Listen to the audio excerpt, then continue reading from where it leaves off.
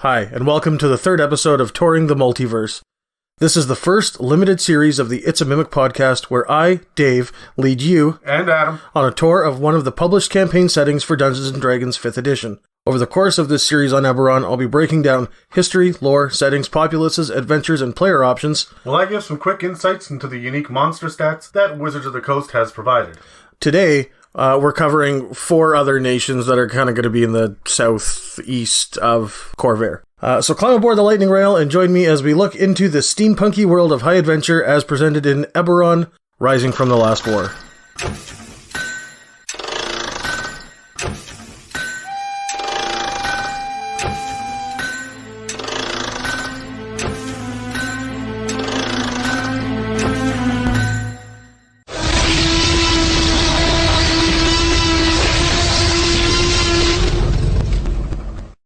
Alright, so today I kind of wanted to do it a little bit differently. The way that I've kind of had it laid out was I was going to start with one of the 5 original nations and break it down how it fell apart from there. But I want to kind of save the best for the end today, which is be Cyre. So we'll start with the other ones in the southeast corner. Okay, and last episode we did the northwest corner. Yeah, the Demon Wastes, Eldeen Reaches, but we're on the opposite side of the continent now. Just because I like to not be linear. Is it linear? Cyclical? Clock-like? Yep, okay. Yep. Round. So today I wanted to start with Kibara, which I hope I'm saying that right. Well, it starts with a Q apostrophe, so it's... ends with a bara. Yeah, right. As you all know, I am fairly terrible at the pronunciation of things. You know what? I'm just going to lean into it. The pronunciation of things. Just, goddamn. You know. Anyways, today. So Kibara is a place kind of like no other on Corvair. It's a vast, untamed frontier filled with all sorts of dangers and treasures. Okay, hold on. Before we go any further, Corvair, again, because it's been a couple of weeks, Corvair is the main continent with all of the big kingdoms on it where everybody lives. It's where most of our adventure takes place, and there's all this politics and whatnot, but this is one of the outlying, like, borderland areas. Am I getting that right? Yeah. It's like wild, like the Demon Wastes were last episode? It's kind of wild? So it's kind of separated from the rest of the continent by the Endworld Mountains, okay? And these areas were fairly untamed. Okay. Before people started exploring there during the last war. I mean, it wasn't really deemed worthwhile until then. Settlers leaving war-torn areas journeyed here, kind of trying to figure out what it was about. You know, explore the undamaged land, the war the land that's not torn by war, right? Okay. So they ended up coming down here, and when they got there, they found massive deposits of dragon shards. Oh, okay. All right. Okay. A particular kind or just in general? In general. Quick rundown, though there's the 3 kinds of dragon shards. They kind of exist everywhere, but it is my understanding that the Cerberus ones are kind of quite rare because they kind of fall from the heavens, where Eberron ones are the material or are the main world. They're abundant, and Kyber exists. You got a mine for Kyber ones? Not necessarily, but probably. I mean, like, there's a rich history. These have come and gone, and like they've moved around. Like they're abundant, but they're not super freaking abundant. They're abundant like I'm trying to think, like silver. I mean, more or less. That is my understanding. Okay. All right. So when the settlers got here, though, in addition to the dragon shards, they also found the original inhabitants. Oh, okay. Which were mainly dragonborn and lizardfolk. Okay. Now, the settlers, because, I mean, let's be honest, they were probably elves and humans. Sure. They were really frigging racist. And they just ended up calling them all scales. Okay? So when they talk about scales, it's kind of a reference to all of them. As you all know, races tend to stick to themselves in D&D.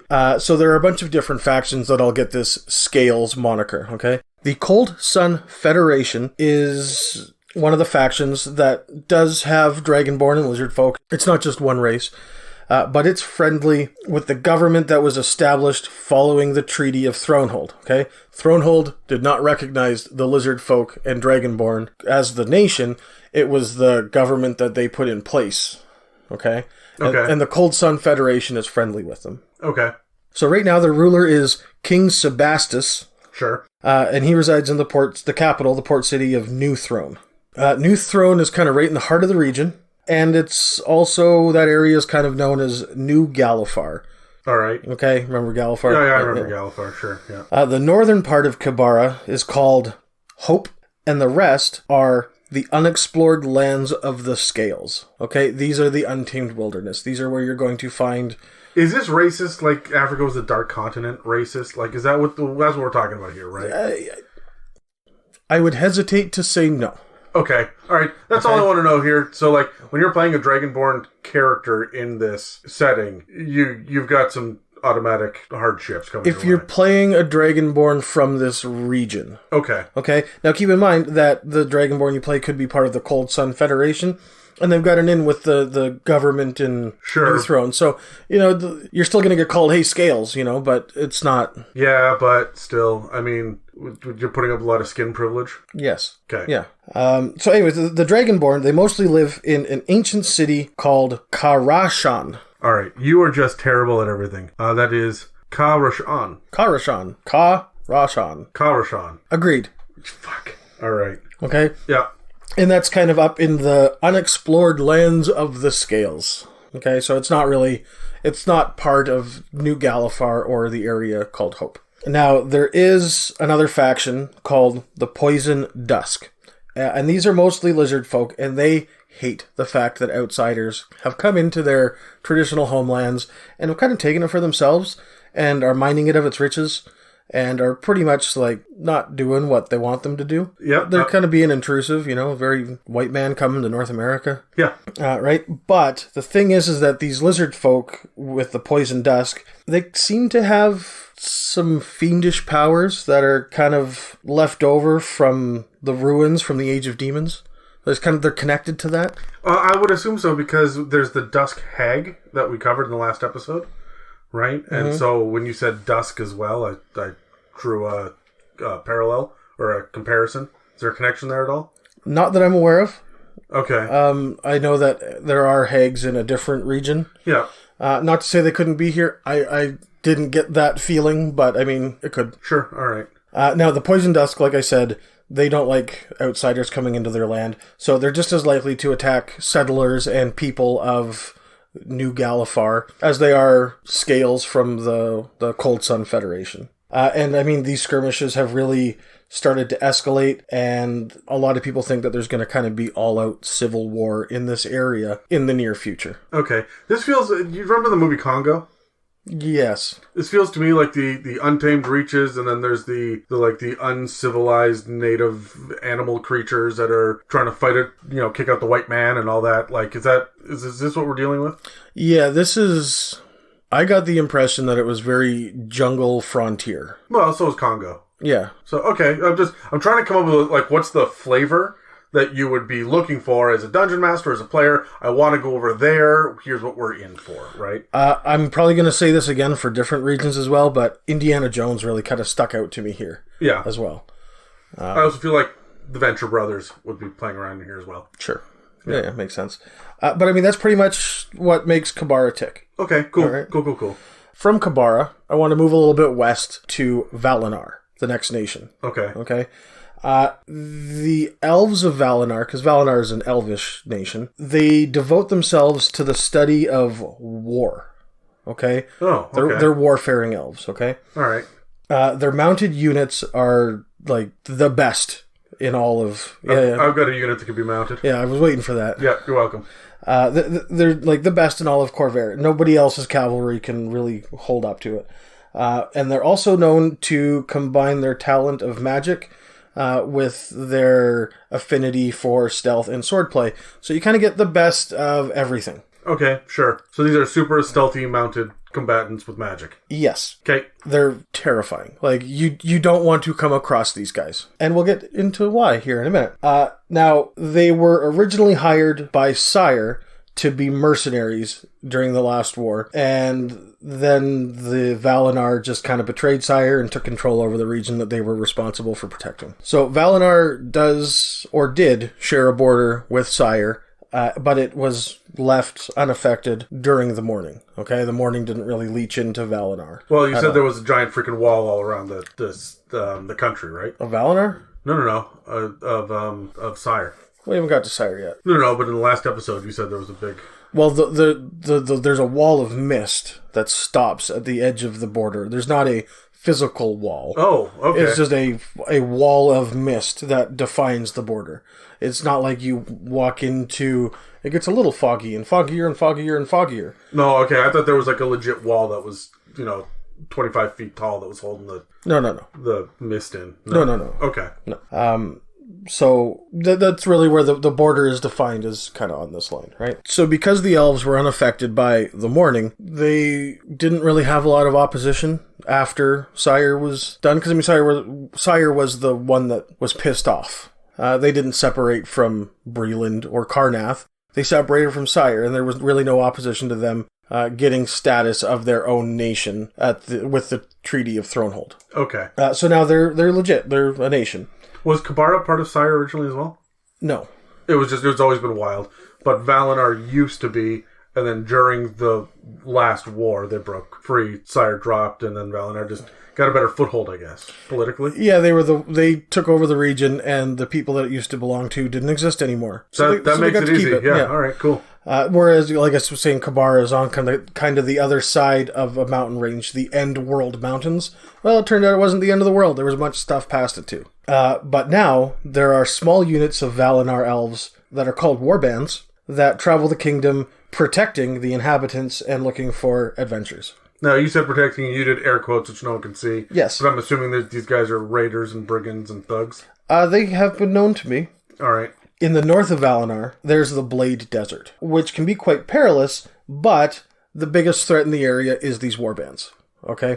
If you are adventuring through there and you look like a challenge to a warband that's passing through, they're probably going to attack you. They don't care what you're doing. But if you are looking like a trade caravan, non-threatening, they're probably just going to leave you alone. So the warbands are out for glory and honor and they want the challenge. It's not the other way around.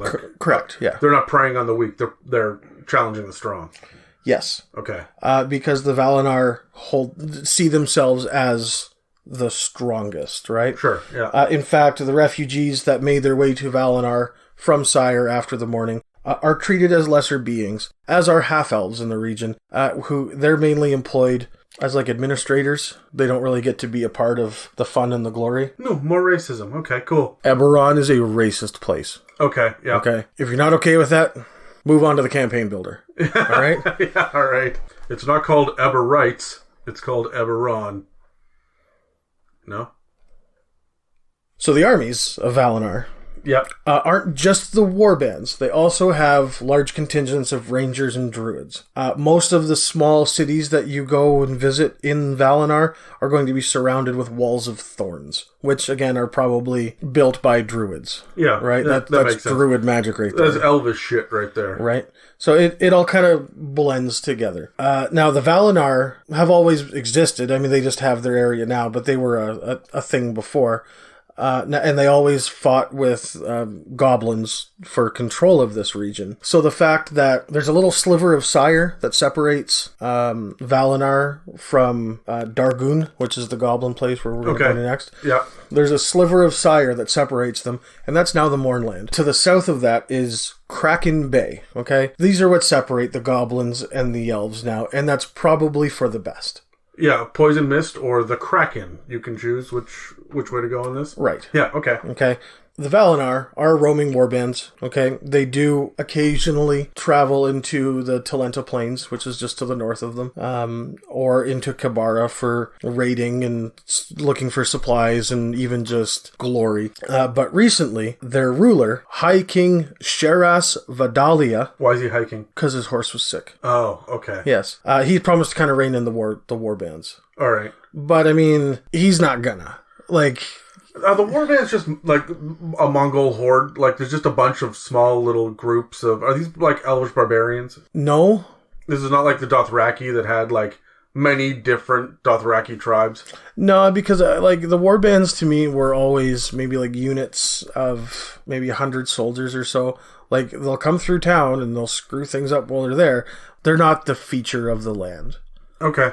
You know what I'm saying? All right. So the king can rein them in, but... Why would he? They're prospering, right? Sure, okay. Now, they are a warfaring nation, but they're not cruel. The smaller communities that they protect are given quotas to fulfill in means of production of supplies, okay? Sure, okay. If these small cities don't reach those quotas, it's more likely that they're going to receive administrative assistance than punishment. Okay. All right, I'm with you. Okay, so like I was saying, it's not really... Remember I said that they won't attack the caravan, but they will attack the challenging fighters that, travelers that they look like a challenge? Yeah. That's the same kind of thing here. If you're not up to snuff, they'll help you get there. You're not a threat. And that's really what makes Valenar tick. So they're not Klingons. They're not running around fighting for glory. Not exclusively. Not exclusively. Okay. All right. I feel like they're more like, to stick with a Star Trek metaphor, they'd be Romulans who acknowledge that you're strong and will see how strong you are. And they got the pointy ears. And they've got pointy ears. Yeah. But if you are weak, they will just bring you into the fold and make you a prosperous member of Romulan society. Yeah, essentially. Okay. All right. But they're going to look down on you for not being Romulan. Yeah. Yeah. Okay, cool. All right, I'm working on it. So we've got crazy Indiana Jones racist in one area, and then Star Trek Romulans in another. And now we have the nation of goblins and goblinoids. Good. Yep. Which is Darguun. Darguun. Yeah, they done did Darguun naming this place. No. No? Did that fall flat? Fuck. All right. I'm leaving that in. Yeah, I don't care. So, as you are aware, we have covered this once or twice by now, I'm sure. The Goblin kingdoms once reigned over all of Corvair for centuries until the humans arrived from Sarlona and essentially drove the goblins from their homes. It's what humans do. Goblins, humans, the goblins are going to lose, right? Sure. So Darguun was part of Cyre before the last war. There were a bunch of hobgoblin clans that were hidden in the Seawall Mountains, which are kind of south of Cyre. But when the outbreak of the last war happened, Cyre and Breland kind of went up into the mountains and hired the goblins to fight for them. And these goblins are effectively, it's multiple clans, but they're all known as the Galdar. And, they're essentially just mercenaries, goblin mercenaries. Hobgoblin mercenaries. Yeah, and that makes sense. Anybody that knows the Goblinoid, races, is it the same where the goblins are sneaky little fucks and bugbears are stealthy but brutish, and hobgoblins run the place and they're war bent? They're more militaristic? Sort of. Most of that is accurate. Okay.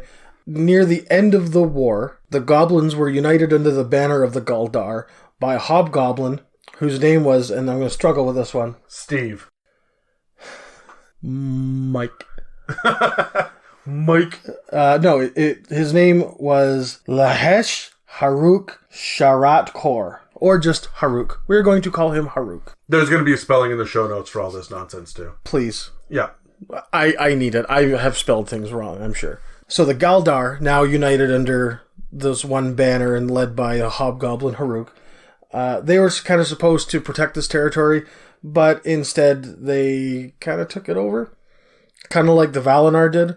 Sure. Except this area was part Cyre, part Breland. Now, Breland was already fighting on many different fronts, and they didn't really want to open up a new front for fighting, so they quickly made peace with Darguun and kind of solidified that border. Was it one of those like, God damn it, you guys, fine, this is yours, stay here, we'll deal with you later? More or less. Okay. Cyre was pissed, though. So although Breland made peace with them pretty much immediately, Cyre fought the goblins right up until the day of mourning. Okay, they opened up a new front and just clashed right along the border. Sure. Right. Now, with Cyre being gone and Breland caving, the Treaty of Thronehold just kind of gave it to them. They're now a nation. You are over there. Yeah. Yeah. So honestly, the Treaty of Thronehold, as I've been going through this, is such a friggin' sham. Like, it says, well, we'll give you this now because we don't want to fight later, okay? Like, this is not going to work out well in the long run. Was it just a quick knee-jerk reaction, like a band-aid to the issue, to stop the fighting now because holy shit, the mourning just happened. Yeah. Okay. So, yeah. All right. So it works and it's recognized and it's solid and everyone's working to enforce it. But come on. Okay. All right. Now Darguun is still ruled by Haruk, but the peace between the clans is tenuous at best. They're goblin clans. Yeah. You know how they are. Now, since the goblins' betrayal of Breland and Cyre, it's kind of been hard for them to get mercenary work. Yeah. Because nobody wants them. Nobody trusts them. They're not viable anymore. Yeah. Right? So they're kind of turning inwards. And there's infighting between the tribes and all that. Yeah, it's not as pretty as it was hoped, right? Most of the cities are ruled by a clan and its clan leader, but this means that the rule of the land changes from city to city. They're like city-states. Essentially. Now, there are bugbear clans that are in the south of Darguun. They are called the Margul, and they don't recognize the rule of Haruk or the Goblin Clans. They're just kind of the rogue bugbears. That tracks. That makes sense for bugbears. Now, Haruk currently rules from the Red House, or Khaar Mbar'ost, in the goblin capital city of Rhukaan Draal. Sure, again, I will put all of this in the freaking show notes. As far as I'm aware, what I got from it was Khaar Mbar'ost is just Red House and Goblin. Okay? It's like the White House, but it's the Red House. And instead of being in Washington, D.C., it's in Rhukaan Draal. Sure, okay. Which is the capital city, right? Yep. There are many settlements kind of on the edge of the Mournland. They were there to protect Darguun from Cyre, but now it's kind of transitioned to protect Darguun from the creatures that come out of the mist. And there are creatures that come out of the mist. Oh, yes. Okay. Okay. And, I mean, if goblins are afraid of the monsters, it kind of gives you a better idea that these things are messed up. Goblins are pretty scared of anything. I mean, They are, but they know that they can't just run away. Yeah. They know they have to stay here, and, like, there's no bargaining with these. They have to face it head on. Okay. Which is very ungoblin-y. Yeah, they're going to want to sneak away into the shadows and strike when you least expect it, so. Yeah. And I mean, the biggest outpost they have there is called Gorgonhorn. Alright, and this was essentially the front line in the war against Cyre. And that's Darguun. So, hold on. Let me back up for a second here, because I know where we're going next. Right, we're going into Cyre. Yes. Cyre's where the morning happened, and it demolished the entire country. But we had these ancient, weird savage lands with these dragon shards and, like, I assume inherent magic to it, because there's so many dragon shards around. There's the Valenar elves, there's the Goblinoid horde, there's a direct opposition Breland. There's a lot of people that could be responsible for the morning right at their borders, right? And that's part of is that part of the issue? The border of Cyre down in this part of the world is not as big as it is in other places. Okay. Like, this is probably not where it came from. I mean, these were mercenaries that saw an opportunity to take control of the land they were protecting. They were not ancient rivals with the throne. Okay, all right. And even the elves were just nationalists. They weren't... Essentially. Okay. They wanted their own place. They wanted to do their own thing. They wanted their own area to do it. Sure. Okay. But Cyre was the favorite of the Five Nations. It was kind of the hub of culture and commerce in Galifar for like 900 years. The kings and queens of Galifar, I mean, this was their home, okay? Now, Thronehold was there to, like, not make enemies. They didn't want to play favorites. But there was a favorite. You know how your mom always says that you're the favorite son, but the other one's the favorite son? Come on, one of you is the favorite. Oh, absolutely. And everybody knows who it is. Right? Yeah, it's totally me. When King Jarrett Irwinarn died, the one that started the whole thing, he obviously left no instructions on how to follow from there. Except, traditionally speaking, the princess of Cyre, whose name is Mishan Irwinarn, should have taken control. And the people of Cyre kind of pride themselves on knowing that they were right. They were the ones that were right during the last war. You mean the refugees that are now walking the land? Which is what makes it even more bitter for them. Because although nobody really won, Cyre lost. Yeah. Big time. So, I mean, the fact that they were supposed to be... They were the favorites. They were where the kings were. They had the highest... They had the most to lose, and they lost it all. Right? It should have been them, and it wasn't. And it's not like it was somebody else. It's just... This is a true fall from grace. Yeah, they done fucked up. Okay. Okay? Now, the main religion in Cyre was the sovereign host. There was also, the Silver Flame still had a large following as well. We're going to do deep dives into both of those later in another episode, right? Yes. The reason I bring them up is that a lot of, there was a lot of religious people in Cyre, and many of them think that the mourning was a divine trial that was meant to strengthen their resolve as a people. Well, guess what? Yeah. It wasn't. I mean, maybe it was. I don't know. I'm not a sovereign host. I would just be the DM, so I mean, I guess I would be the sovereign. Anyways, the queen at the time, she was in the capital city on the day of mourning and is presumed dead. Her son, Prince Orgev Irwinarn, is alive and well and resides in the city of New Cyre, which is a refugee camp that's set up in Breland, close to the border. Metrol was the capital of Galifar. It was also the capital of Cyre. Again, this is where the kings and queens of Cyre lived. It was known as the Rising City, and this was because of its big tall buildings. Now, Sharn is the city of towers, but Metrol was also... As big or bigger? No. Just prettier? So there's a picture in, I think, the section of the Mournland in the book. It shows these big giant towers, and actually leading up against it is a Warforged Colossus in against one of the towers. Yeah. I've seen that picture. But there's only a handful of towers. But, I mean, the city is still sprawling. It's large. So it's DC to New York, where New York is Sharn, but DC is... Sure, I've been to neither. Okay. But DC has better architecture, and it's more spectacular, and it's where the leaders live and all that. Yes. Okay. Now, in Metrol was also the home of the Cathedral of the Sovereign Host. Okay, so it was like the capital of the religion. So also the Vatican.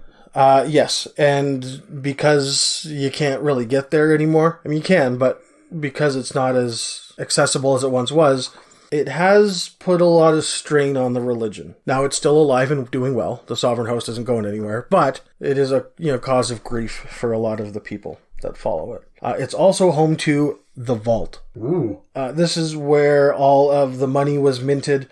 It housed the treasures of the kingdom that were just too valuable to be out on display. When I read that part, I immediately thought, oh, this is my plot hook. Yeah. Right? They gotta get something out of the vault. And let me tell you, it's not going to be easy to get into the vault. One of the other cities in Cyre was Eston. Okay? Okay. It was another, again, a very prominent city. It was home to House Kenneth, who is the makers. They're the house of making, right? Yeah. Not to be confused with the city of making, which was also in Cyre and a stronghold for House Kenneth. Yes. No. Not Ken Kenneth. From Connecticut? Yeah. No. Okay. No. Obscure reference, but let's keep moving. Okay. Eston was home to the Steel Gardens. I'll get to that in a second.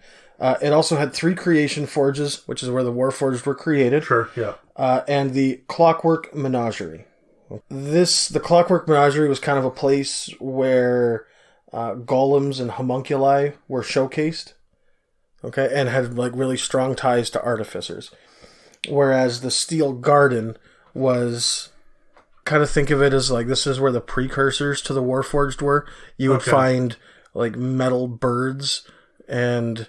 Still constructs, but not quite as organic as the Warforged end up being? Yes. Because Warforged aren't considered constructs anymore. I guess they're not, hey? So, but I mean, this was kind of where the testing happened, and because the mourning twisted everything, now all of these strange creatures that were created and in Eston, these weren't necessarily affected by the mourning, and they have been twisted and deformed. And there's some strange stuff going on in Eston today. Okay. But let's move on from Cyre and let's get into what the Mournland really is. Okay. Sure. All right. So all of this stuff is now, as far as we know, uninhabitable and full of crazy monster shit, and you can't breathe in there, and everybody dead, right? Mostly. It's like The Mist. Mostly. Okay. Cyre used to be referred to as the Jewel of Galifar. It was the best that the city, or the country had to offer, the continent, really. And there's obviously no longer the case, because this land has been twisted and shrouded in mist, and is really just this giant scar that runs up the middle of Corvair, kind of separating it almost into 2 different areas. Honestly, if it wasn't for the Carnath border with Eundare, it really would be cut in half, because Cyre runs top to bottom, almost exclusively. Does it touch the sea on the south border? Yeah, remember I was talking about there's the Kraken Bay. That's separate. Like Cyre comes right down to Kraken Bay. Okay, so you have to go around by water then at the bottom to get. Now you can travel through the mist. Yeah, but you can't breathe. I mean, it doesn't stop. I haven't specifically found it saying that anywhere. Really? Yes. Is that an old holdover from 3.5? It might be. However, we're going to get there in a minute. All right. Okay. Yep. Because I got a little more information on it. Now, the mists came in on 20 Olaroon 994 YK. Do you remember when that was? No, I don't. I do not know. It's the 20th of February. Sure. That was my next guess. 4 years ago. I knew it. I knew it was. You're a smart cookie. Now, Cyre had been doing well during the last war, but it had pushed fairly far into the kingdom of Karrnath, and was holding well against Thrain and Breland, but that all became irrelevant as soon as the mist happened. According to some people, because there's not really any solid knowledge of this, the mists rose from Metrol, more specifically from the royal palace of Vermishard. Others think it began in the city of Making, so they think it might be a House Cannith thing. Okay. All anyone really knows is that in its first day, it killed over 1 million citizens of Cyre, but it didn't kill them all. Now, it stopped at the Cyran border, which allowed people trying to flee an opportunity to get out of the mist, and they did. The people that were able to get out, they can't remember what was going on in there. Oh, that's creepy. They don't know why it happened, okay? There's not really a good understanding of it. They don't necessarily remember how far they had to go to get out of there. And because of this, most people shun them, because now they're just thought to be agents of darkness. People do venture into the Mournland still, but I mean, the vast majority don't return, and it's all hearsay of what they find in there. What they do know, though, is that the land is twisted in inexplicable ways. Maps of Cyre are now of limited use because the landscape twists and warps. Distances seem to get bigger and smaller without explanation, and land cannot sustain life. Food and water, you got to bring it with you. Okay, you're not going to be eating, corpse crabs? You're not having corpse crab legs for dinner. Okay. The area inside is still shrouded in mist and really devoid of life, sunlight, and sound. Like, even walking through, your footsteps are going to sound a little different. It is not the same. So one of the places that is drastically different now than it used to be is Making. Okay? The city of Making? The city of Making. Okay. And what's now called the Glass Plateau. Lots of people believe that Making was the center of what happened on the morning, but again, nobody really knows. It reshaped the terrain around the city, which created great highland formations known as the Glass Plateau. It's large, smooth, flat, with jagged spikes and spires jutting up from the ground. This was not how it was before. This is more what I would imagine you would find in Khyber, in the Underdark. You know, like, this is some messed up stuff that seems to have kind of risen. These creatures that you find in the Mournland were living creatures. It didn't just kill people, it twisted them and deformed them. It took the magic of the land and it twisted it, so now there's floating living spells just roaming around. Okay, like, this place is just absolutely messed up. Everything has changed. Rules of, like, the physics of the world do not apply here. It might have taken you 1 day to get to where you were, but it's going to take you a week to get back because it's changed that much. You can get into some really weird physics-bending, magical nonsense with this, much like I think the Feywild and the Shadowfell have the ability to in Forgotten Realms lore. So, like, I really like the idea that there's this area where DMs can just take their gloves off and go to town. Yeah, I mean, that makes perfect sense. There's a lot of room for interpretation here. So the thing that I really like about this is that there's a central mystery in the middle here that you don't know what it's about. It could be Breland or Karrnath, or it could be, I mean, hell, is this the Giants? Is this the Underdark? Are there overlords coming back? Is this Khyber?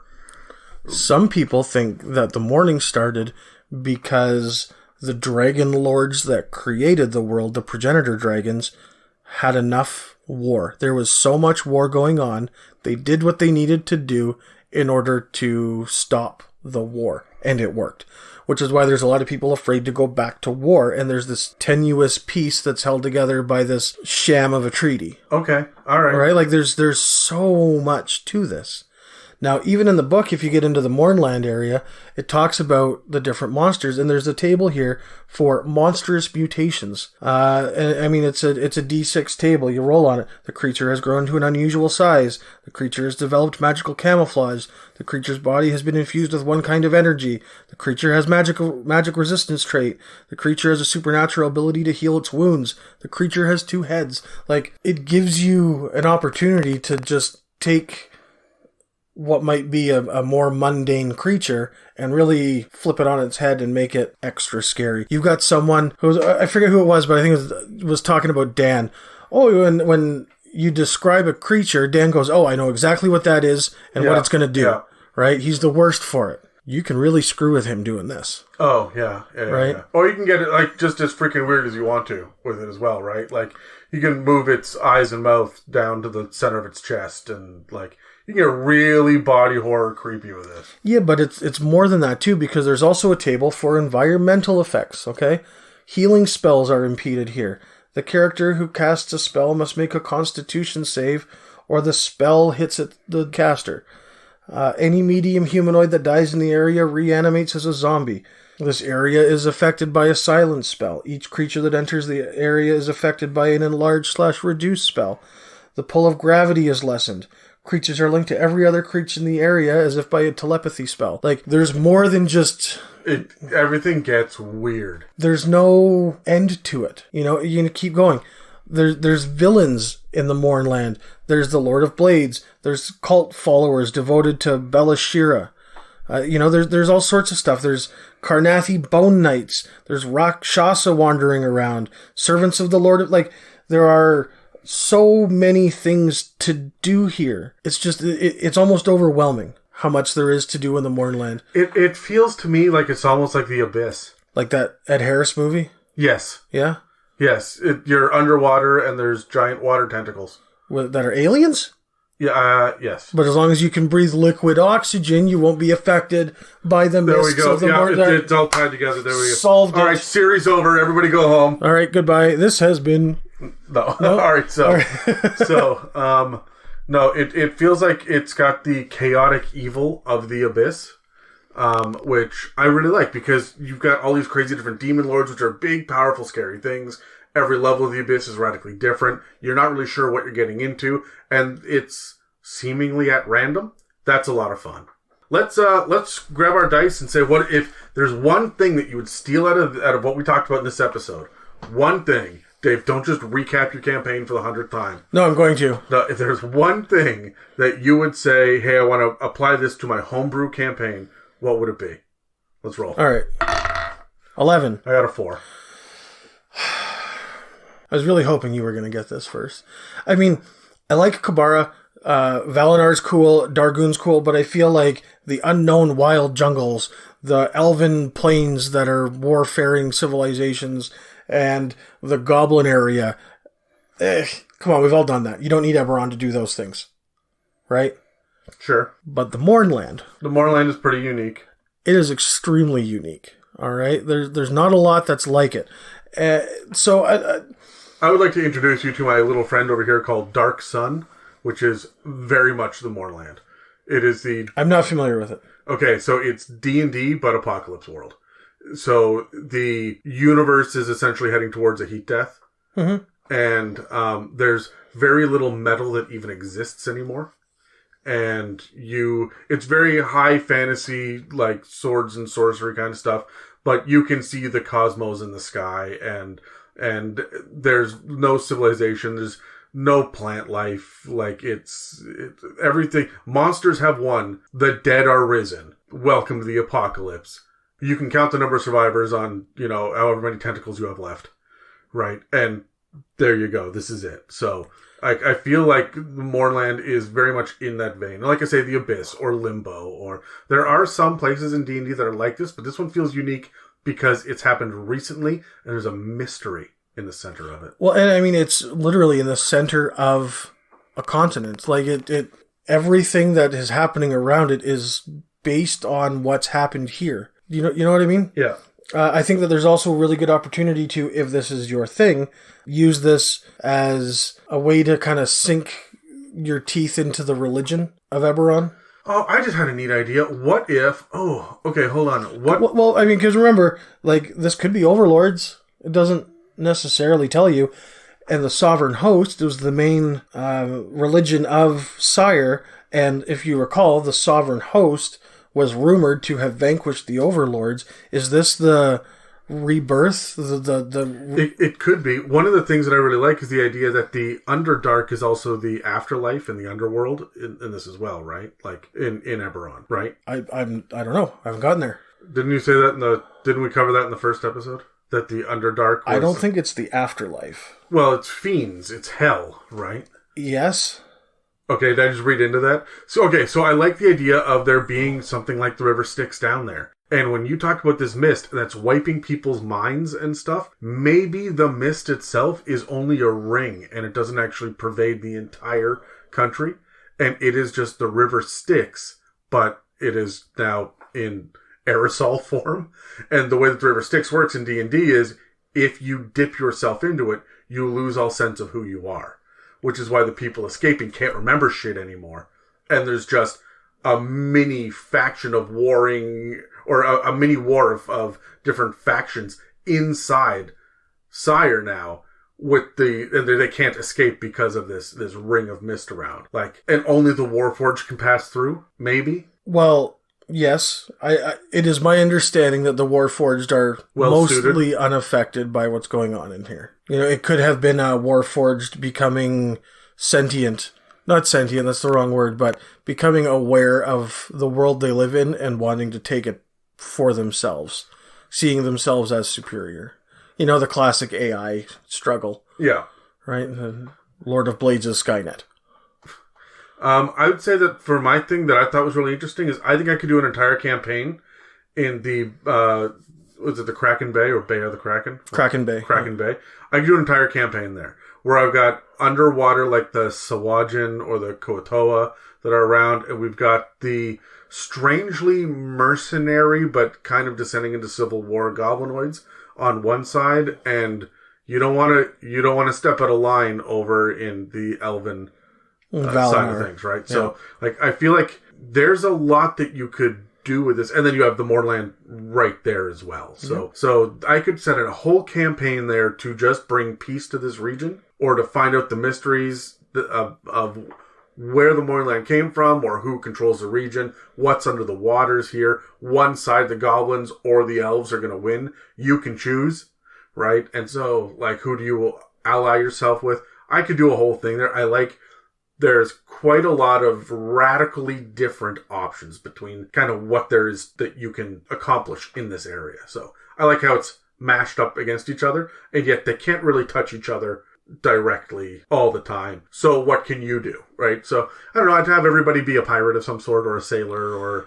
There is a much better place for pirating in Corvair that we'll get to in a later episode. Okay, alright, well, I'm excited about that now. Yes.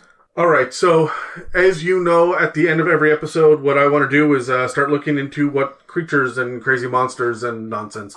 And so one of the things that we've kind of name-dropped here is the Lord of Blades and the Warforged. Now, there are a couple of different options for Warforged monsters, and let's be honest, you can just make any one of the standard NPCs in the back of the monster manual, the merchant, the thug, the bandit, whatever. Could also just be a Warforged, and you're just using that template. There's also the Titan, which I want to cover really quickly. It's a huge Warforged, so, I mean, the thing is a monster. Giants had golems, and House Cannith actually dug up some of them and studied them, and that's what the Titans are, is them trying to recreate the golems. They actually have 2 platforms on them that medium or smaller sized creatures can perch on, and they are actually like siege monsters. These things will do double damage to objects and structures. They have an axe for one hand and a hammer for another, and they will just kind of fuck your life up. Cool. Yeah, so they're pretty rad. And they're like tier 2 monsters. They're not super deadly. And then, of course, there's the Warforged Colossus, which is famous. They say that there are a few of them. There are 7 different named ones, and they each have a very brief description in the back of the Eberron book. These guys are gargantuan. You can run around inside them like they are dungeons, which is fantastic. Yep. You can explore their hollow beings, and even, in theory, drive them or power them or communicate with them from the inside. These things are megazords. Yeah, kind of, but even bigger than that. They're, in my head, they're submarines, they're spaceships, right? Like, you can get right inside and walk through the halls of these things, right? They're not just you sit in your cockpit. Yeah, but I mean, you're not Iron Man in a giant suit. You're not flying through space and stuff. Like, No, but I mean, I would say that you have enough room to walk around that, you would have inside a space shuttle, right? Like, you're talking narrow corridors and you can move around and see things, but there are definitely rooms that you can visit from one to the next. Oh yeah, there's a place to sleep in there. There's a bridge inside the head. Well, right? they hold garrisons of troops, right? The idea is that they go out and then they can... Yeah, some of them can. Yeah. But these are CR25 monsters. They've got 150 feet of true sight. You can't change their form magically. Polymorph or reduce or enlarge, none of that works. They've got legendary resistances, which means they just choose to succeed if they fail on a save. They've got magic resistance, so they have advantage against magical effects. Again, siege monster. They've got a fear effect, which is really cool. That seems on point. And they have a ton of different attack options. What these things are, when you're inside of it, it feels like you're in a spaceship. When you're outside of it and you're fighting it, I think of the Sentinels from the X-Men cartoon in the 90s. Yeah. That's what these things are. Like, you run in fear as this thing has, like, laser blasts and shit. Yeah, you're not going to stop it on your own. Yeah. No, but the person that leads them all is the Lord of Blades. And the Lord of Blades, I know, is your favorite villain, especially from the Eberron. Yeah, we're homies. Yeah. So, here's what 5th Ed has, okay? Here's this translation. I don't know if you've dug into him. I have not. Okay, so, he's a Warforged warlord who has broken all ties with his former masters. He's established a nation for his people deep in the Mournland, centered in a great fortress where Warforged from all over Corvair can come and feel a sense of belonging. But no one knows what he plans for his followers, and many fear that he intends to build a legion of Warforged zealots, primed to march on from the Mournland to unleash destruction on their former masters. Some say that the Lord of Blades led the Warforged armies of Cyre in the last war. That's weird. You'd think people would remember that, especially because it just freaking happened. But others cast him as a newer Warforged, perhaps the last to come out of the Cannith creation forges. And one story claims that the Lord of Blades actually caused the destruction of Cyre, and warns that he plans to repeat the Day of Mourning in each of the remaining 5 nations. Whatever the truth is, he's become a beacon for Warforged everywhere. And like other Warforged, he doesn't require air, food, drink, or sleep. So, he's medium, which feels wrong. I feel like he should be large. In my head, he's 10 feet tall. Yeah, I guess. But he is lawful evil. His AC is 19. He doesn't have a shit ton of hit points. He's got like 200, but that's not crazy. You can get over that, yeah. Yeah, for CR 18, that's easy. He's got 40-foot speed. His strength and con and intelligence and wisdom and charisma are all through the roof. Dexterity is his lowest with a 15. He's got good saving throws. His skills are Arcana, which is kind of neat because he's a spellcaster. Athletics, History, and Perception, which all have really big modifiers.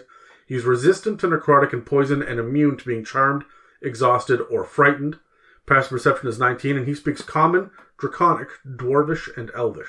That tracks. Yeah? Yep. Okay. He has adamantine plating, which means that any critical hit against him becomes a normal hit, which is just fucking annoying. That is annoying. He's got bladed armor, which means that if he grapples you or you grapple him, you have to take 3d8 slashing damage if you start your turn grappled or being or grappling, right? So yep. He has the ability to charge if he moves at least 10 feet in a straight line towards a target and then hits you with his sword, which is called the Adamantine Six Blade, which is just badass. Of course it is. Yeah. Then it does an additional 2d10 slashing damage, and you have to make a 19 strength save or be pushed up to 10 feet and be knocked prone. Yeah, sounds like he doesn't screw around. Yep. He's a spellcaster, 20th level spellcaster. When he's got cantrips you can do at will. That's Fire Bolts, Mage Hands, Mending, and Prestidigitation, which is an odd one. Like he could just get clean, I guess. It does a lot more than that. It does. But he's got Expeditious Retreat, Sanctuary, and Thunderwave. 4 slots for those. 3 slots for Blur, Heat Metal, Scorching Ray, See Invisibility, Dispel Magic, Fly, which I like, Haste, which I like even more, Freedom of Movement, Mordenkainen's Faithful Hound, which is an odd one, and a couple of slots for Animate Objects and Wall of Force.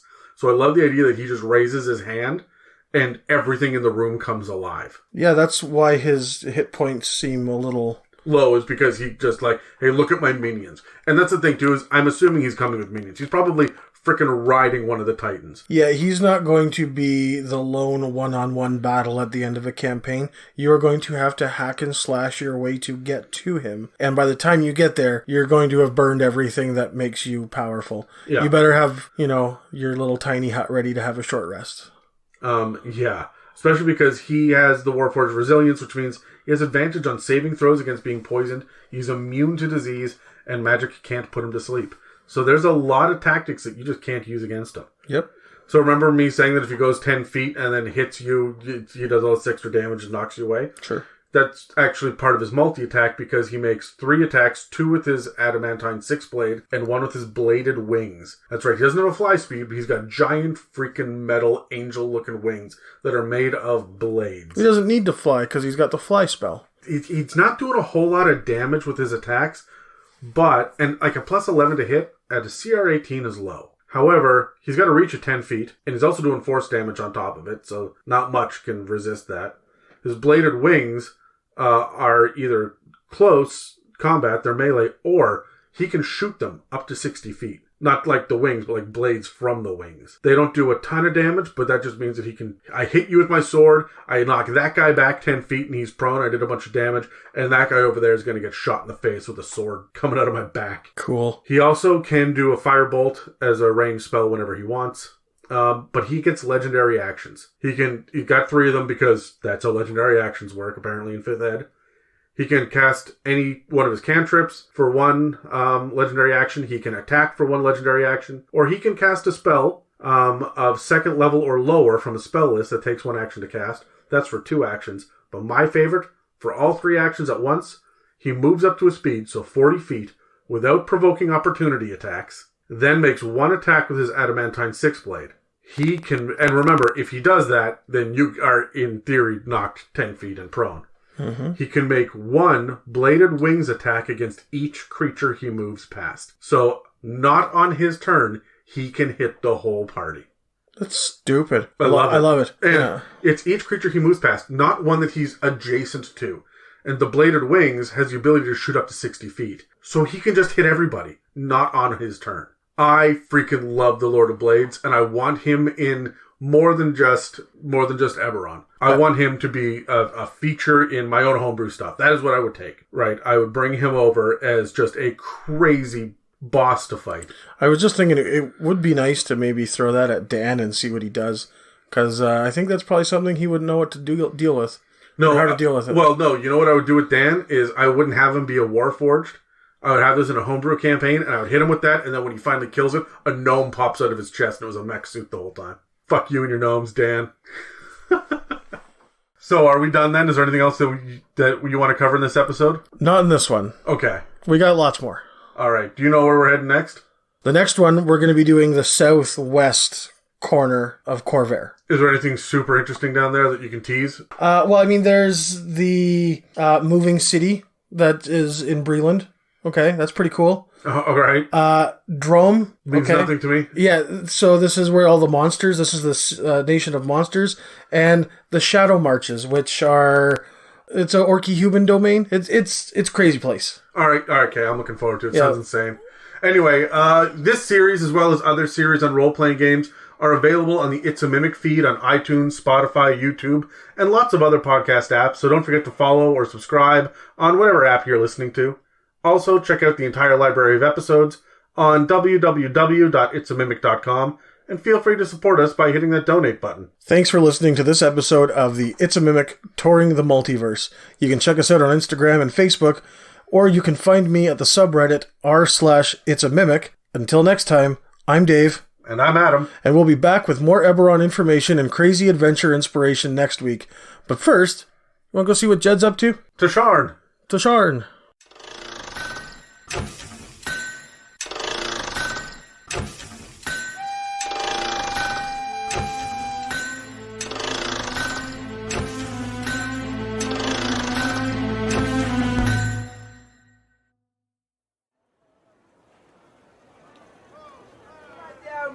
custom jets, exuberant magic items, rare, common, legendary. We got it all. Come and see, folks. Get on over here, you fuck.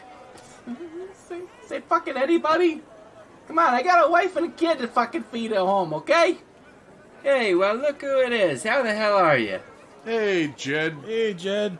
How you doing? Oh, we're just peachy. Oh, I'm nice and clean. You know, what I got today might not be of use to you fellas, unfortunately, but if you got any of those scrap and splinter Warforged buddies with kicking around, you might be able to resell this in the future to some darn fool, you know what I mean? A little bit of investment. Oh, yeah, Dave's got a robot friend. He buzzes? I don't need to look into your bedroom, okay? Okay. Alright, check it out. This finely crafted blade looks pretty damn good, don't it? Add a nice bone handle, maybe a nice leather sheath. Grog's your uncle. Wrong. Arm blade, guys. Once you tune to this son of a bitch, it fuses into the biological fabric of your forearm. Retract and erect this blade at will. Handy little surprise for any of your foes. You looking into sorceling things up a little bit? No worries, Jed's got you covered. The wand sheath is essentially identical, but fit to the quick draw spell hookers of the realms. Once again, something for both of you, so it seems. Am I right? Hey, alright, my apologies. Maybe I've underestimated your interests and your affordability, but hey, based off the last couple of times, I didn't want to be throwing the heftiest items out at you. But you want to get some bang for your buck? Alright, Dave, alright, Adam, I got 2 words for you. The docent. 2 inches in diameter, this little sphere is implanted anywhere on a Warforged body. 2-inch ball? 2-inch ball, implanted anywhere. Anywhere, huh? Yeah, anywhere, but you better make this dragon shard studded wonder visible. You know, or folks might start asking questions, if you know what I mean. Besides, this little tool is fully sentient and quite the little charmer at that. You wouldn't want to put him in like a fucking dark space, right? No one wants to be in a dark space. I'm in a dark space right now. Oh, Jed, bud, you okay? Jed, fuck, look, dude, maybe I was talking about some things I shouldn't have. This isn't something I want to talk about with 2 fucking duds walking through a goddamn mic. Sorry, I've been really mean to you guys this week. I'm a little tense, alright? Money's tight right now. Besides, this little tool is fully sentient and quite the little charmer at that. Oh, it has a personality? Not only are they going to be able to be your best friend, but let's say you get taken down in battle. These guys, they're going to be your life support, okay? They're going to keep you stable on the ground until one of your fucking cleric buddies can get over and touch you with one of their feely healies. On the other hand, you got things like languages. You want to know how to speak giant? You can get the Dawson to learn for you. It's almost like cheating. Maybe you're headed to one of those skeezy markets that everybody hits up on the weekends, right? Well, this little guy, he's going to detect good or evil for you, right? He can detect magic. Maybe help you out so you don't get duped by one of these fucking merchants. And many, many more. We could talk for hours about these docents, but better yet, why don't you buy one and talk to one for yourself? Sure, how much are they? Oh, boys, you're going to have to kind of fork it out for this one. They're 500 gold pieces on the low side. Okay, the one I got here today, we're talking about, somewhere around the 2,700 gold piece range, okay? That seems pretty steep. I'm not even a Warforged. Yeah, but the Warforged, they may not be the smartest or the slyest. You could definitely double your profits easy if you get one in a pinch. Oh, I'm not really interested in the reselling market. Well, if you don't like 2,700, what's it gonna take for you to get into this deal? I'm willing to send. How would you like your very own male slave? Fucking male slave? We got a buddy. Well, we use the term loosely. Male slave Brad. Male slave Brad. Fuck for his dad. Now you're throwing a Brad at me. You guys got to start hanging out with some different folks. You're not wrong. You say, okay, how about this, alright? Because I'm always into the cash, alright? I'm going to flip my coin. You can choose heads, tails, whatever it lands on. Your choice. I'll take your male slave, okay? Brad can come hang out with me for a little while, okay? I'll put him to work. Sounds great. My side, we're taking the money. Alright. You ready? Yep. Tails. Hey, a good day for heads, you know what I mean? Would have been a better day if you took Brad. Say, well, unfortunately for you, it looks like we're going to have to be dealing today in gold pieces. Alright, here you go. Thank you so much. Look, it's always a pleasure doing business with you two. Come by next week, fellas. By then I'll have received a shipment of product that will connect folks all across the realms. Alright, sounds good, Jed. See you next week. Alright, take it easy, guys. Hey, we got used babies here, huh? Recycled babies. If you can't conceive, your first one's free. Come on down. Jed's extraordinary, magnificent item. We need to get the fuck out of Sharn.